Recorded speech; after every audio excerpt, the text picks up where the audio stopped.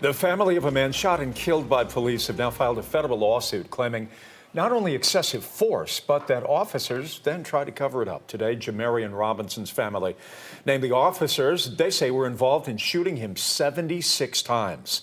They say if the district attorney won't hold them accountable, they will. Investigator Rebecca Lindstrom has been raising questions about this case since the day that Robinson was killed. She now joins us live with a look at the lawsuit.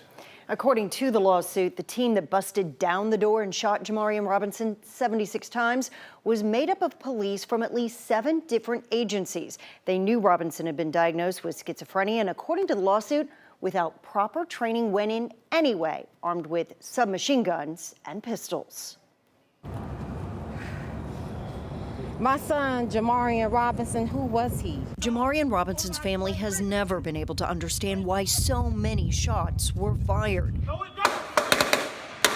why so many law enforcement agencies were involved, and why they saw him as such a threat when they stormed inside his girlfriend's apartment August of 2016. They waged a military operation against a kid who suffered from some mental challenges but posed absolutely no threat to these officers. Attorney Andrew Stroth says he represents nearly 30 families across the country, faces in the fight against excessive or fatal police force.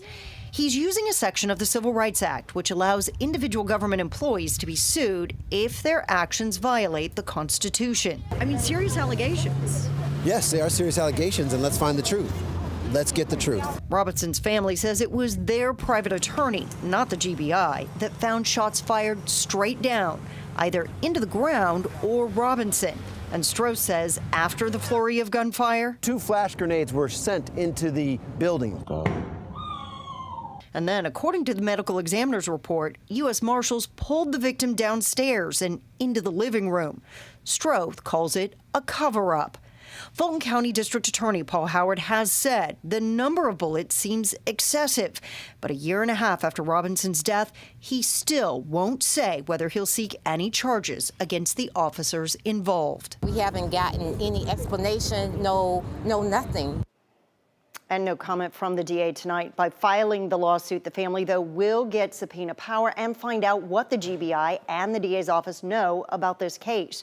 I am looking into the officers that have been named in this suit, and it appears all but one were assigned to serve on this task force starting in 2014. None have any recent disciplinary history. Jeff. Rebecca, thank you.